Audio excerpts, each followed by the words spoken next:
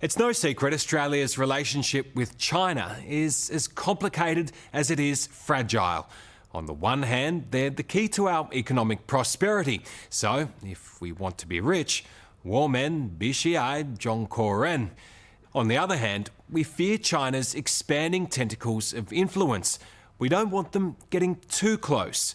Which brings us to the South Pacific. Somewhat arrogantly, Australia has always considered it our patch of paradise to protect and nurture. But now, the Chinese are moving in, splashing their cash in places like Fiji and Vanuatu. So, what's next? A Chinese military base right on our doorstep? The tropical playground of Fiji. It'd be hard to think of a more idyllic location for two nations to, discreetly at least, butt heads. But that's exactly what was happening in Suva Harbour last week. Flying the flag for Australia were the warships Melbourne and Adelaide, and quietly stalking them, a Chinese spy ship, pretending, not very well, to be a fishing vessel. That's a space surveillance ship. It's a scientific ship. The seriousness of this highly planned, coincidental meeting was not lost on anyone. Is China's aim to be the most powerful nation in the world? I think in the very long term, yes. It's got global ambitions and it's challenging the rules-based international order. Should we be worried about China setting itself up in the South Pacific? Absolutely. These days, around the South Pacific, the Chinese seem to be everywhere. And they're hard to miss. You've only got to look at the money they're throwing around on new buildings. But security analyst Dr. Malcolm Davis says what seems like much-needed economic assistance for these penniless countries comes at a high price. Well, what the Chinese tend to do is that they put heavy investment into countries that simply don't have the means to pay back the debt. So they're getting countries addicted to debt, and then when they call in the debt and the countries can't pay, the Chinese will take a port or a territory or take an island. You basically make them sound like political loan sharks. In effect, yes. If China can get a country so deep in debt that it can't pay back that debt, then China will take something else in return. Which brings us to neighbouring Vanuatu, and more specifically, the key strategic outpost of Luganville. During World War II, this was America's second largest base in the Pacific. Now China has built an immense wharf it claims is to help the Vanuatu government attract cruise ships to the region. But the wharf's builders did such an impressive job, many are questioning their motives. Does the strategic part of you say there's got to be more to it? There's got to be more to it, yeah, absolutely. The Chinese wouldn't be building all this just to cash in on a very limited tourist market here. So what do you think, in their heart of hearts, they're after? They're thinking commercial influence, political influence, and ultimately a military presence. At half a kilometre long, Dr. Davis reckons this wharf is complete overkill for the local cruise industry. It is, however, the perfect size for a visiting foreign navy. And that means it's large enough to accommodate large Chinese naval service combatants, guided missile destroyers, cruisers. What do we do, even aircraft carriers? We could talk an aircraft carrier in there as well. When you look at this, do alarm bells go off? In my mind, absolutely, because if the Chinese were to bring naval forces into this region, it fundamentally changes our strategic outlook in a way not seen since the 1940s. Of course, wharves this solid don't come cheap. But China has let Vanuatu put the $114 million it cost on their tab, which currently stands at $220 million. Is this a debt trap? Yes. So the Chinese would be hoping Vanuatu couldn't keep up with the debt repayments? Look, I don't think the Chinese are doing this out of the goodness of their heart. They're not investing in Vanuatu to help the Vanuatu people. They're investing in Vanuatu to help themselves. This doesn't only happen in the South Pacific. China has form when it comes to debt trap diplomacy. The impoverished African nation of Djibouti owes them a staggering $1.2 billion. And China has used part of that debt to create a fully fledged naval base there. And last year, Sri Lanka defaulted on a massive Chinese loan for a port that many believe it didn't need in the first place. China now owns the port on a 99-year lease. What do you think of the type of businesses that the Chinese government is investing in here, or the projects? All the projects, they are too big for our country. Back in Vanuatu's capital, Port Vila, taxi driver William Tabak says he, and everyone he knows, is worried about China's growing dominance. Already, we know that we borrow a lot of money from China. And You think too much? it's too much. It's too much. Everyone, if you ask anyone on the street, they say we are frightened of China funding too much projects. Port Vila is littered with Chinese-built landmarks that have locals scratching their heads. This huge stadium was built for a regional games in 2017, and by the look of the hoarding, it hasn't been used for much since then. And even more controversially, this gigantic convention centre that the government can't even afford to pay the power and cleaning bills for, let alone stage events at. We went for a drive the other day and we had a taxi driver and we drove past the convention centre and he pointed at that and said, "What a waste of money. That is not what our country needs." What do you say to that criticism? Yes, I would agree with that. You can't even pay the electricity bills there. Yes, that's true. We're trying to find a solution to make it work for us. Vanuatu's remarkably frank foreign minister is Ralph Renjanvanu. He concedes his country has made errors in its dealings with China, but denies any suggestions that the massive wharf at Luganville is more for China than it is for Vanuatu. What if Vanuatu gets into financial strife and China comes to you and says, "All right, look, we'll bail you out. We'll get rid of the debts. Just give us the wharf at Luganville and we'll call it even." What do you say to them?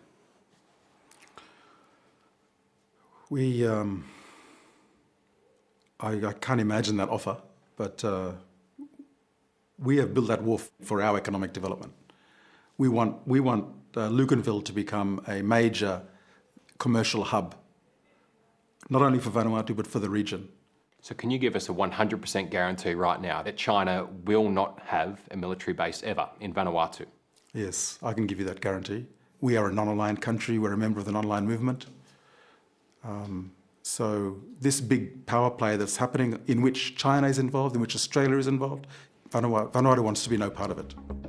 But Malcolm Davis is wary of the Vanuatu government's assurances about Chinese intentions and says everyone in Australia should be as well.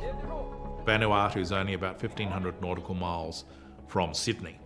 And if the Chinese get or establish a military base, say at Vanuatu or indeed any other South Pacific state, then suddenly we have the prospect of Chinese military forces very close to the Australian eastern seaboard. So you're saying this is a military threat? It's not a military threat now, but it could be a military threat into the future. Coming up, What do you think China's master plan is in this region? Domination. China setting its sights on the entire South Pacific. Is that China's goal, to be the top dog? Absolutely. We reveal their sneaky race for power. What, so you think if they can pump money in here, they'll get support at the UN? Yes, because you have to remember... I'm sorry, but that's bribery. That's next on 60 Minutes.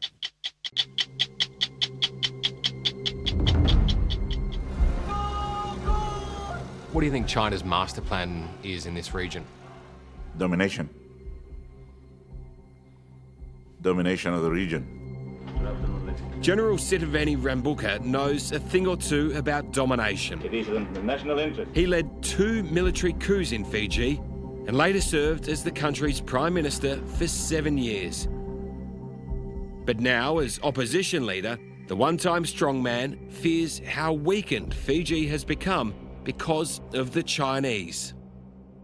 Are you comfortable with the level of involvement China has in Fiji's affairs? No, I am not. If they become so powerful and we become impotent as far as that repayment is concerned, there is a fear that they will take over some of the public facilities we have, our ports and airports. It's happening around the world.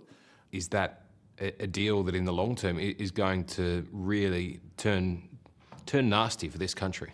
Not only for this country, but for the region. Because we're going to be selling our souls. We will have to sell our souls for the comforts of today. General Rambuka doesn't have to take me far to show what he means. The skyline of Fiji's capital, Suva, is rapidly changing, and it's all because of one building, this monstrously out of proportion Chinese development. At 28 stories, it's more than twice the size of the next tallest tower in the South Pacific. So the Chinese pump money into projects like this. Are these the kind of projects that you actually need? No, not at this time. We need projects, but there is no need to go for a very high-rise, multiple-story building every time. Critics of China say the real proof they're not here to help the local economy is that they bring in their own construction workers to build these projects and employ very few locals. Hello, I'm Tom from 60 Minutes Australia. On this site in Suva, it's pretty much 100% Chinese labour, despite a crying need for local construction jobs in Fiji. When the cameras came out, they're gone. I wanted to ask the men here why they didn't employ any Fijians, but no one was allowed to speak. Do you think the Chinese are worried about helping the locals here get jobs? No, they're bringing in their own labourers, their own workforce to work on projects that they directly benefit from, but really gives nothing back to the society or the people. Dr. Malcolm Davis from the Australian Strategic Policy Institute believes the Chinification of Fiji could easily have been avoided. Australia moans a lot about China's growing influence in the South Pacific and us losing out as a result of it, but how much have we been the masters of our own demise? Look, I do think we have taken them for granted to a degree. Has Australia dropped the ball? I think in terms of aid and investment into the South Pacific, absolutely we have. I think, Australia probably needs to re-look at the way they look at the Pacific. Fiji's Attorney General Syed Kayum agrees with Malcolm Davis. He says Australia turned its back on Fiji after its 2006 coup, which was all the invitation China needed to fill the vacuum. So Australia played it wrong. They left an opening for China. They played it wrong. They left an opportunity for anybody to come in. And China did. China did, in respects, yes. And then, of course, one cannot complain about that now. We're a country, we need to develop, we need to continue with living, we need to continue to grow. Over in Vanuatu, Foreign Minister Ralph Ranjanvanu says it's been an identical situation. But having been caught out, he says Australia's now trying to play catch-up. I mean, it's a great thing for you guys, isn't it? You've got two countries effectively fighting for your love. Yeah, it's almost like two boys fighting for a girl. Do you see China growing and think maybe we want to hitch our wagon to them? Well, we are hitching our wagon to China, definitely. We've got our hitches on a number of wagons.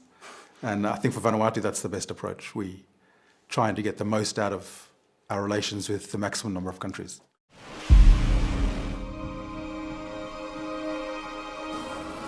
Is that China's goal, to be the top dog? Absolutely, yeah. There's no doubt that China is going to become the most powerful country in the world. Chinese-born, Canberra-based security expert Adam Nee is another who warns that China's money comes with onerous conditions. Money's pouring into the Pacific from China. Are there strings attached? Absolutely, yeah. The way that China delivers aid and does business is different from the way that we're used to. What we will see to be bribery in the Chinese case seems to be okay, and so that creates a number of issues for these countries where China is just trying to get the job done, perhaps through ways that we wouldn't consider to be appropriate in Australia.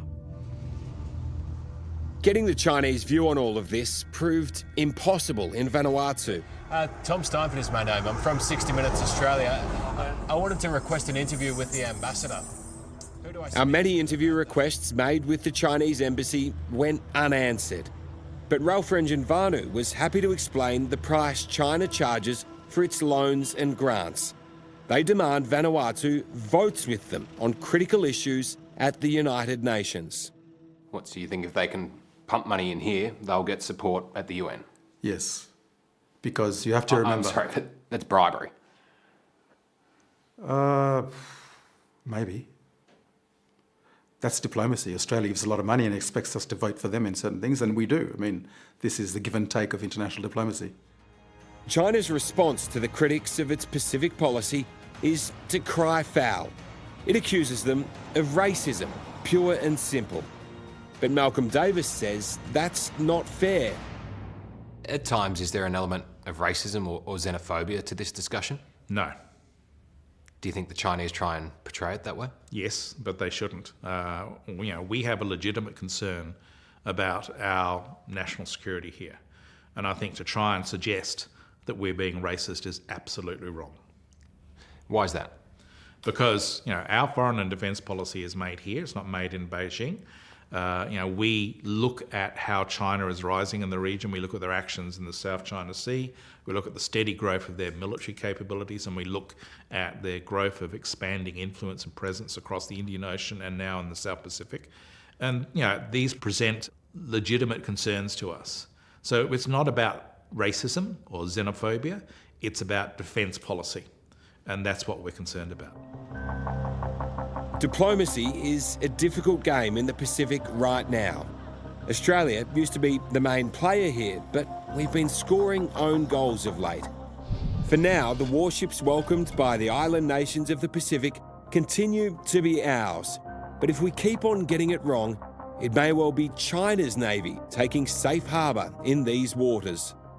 Since 1942, we have not had to worry about any sort of military threat against our east coast. And the potential exists that if we don't get our relationship right with the region, and if we don't counterbalance China, then we could be forced into a situation whereby we end up in a more major power conflict. And I think we need to take that prospect seriously. The prospect of major power conflict is once again on the agenda. Hello, I'm Sarah Arbo. Thanks for watching. To keep up with the latest from 60 Minutes Australia, make sure you subscribe to our channel. You can also download the 9Now app for full episodes and other exclusive 60 Minutes content.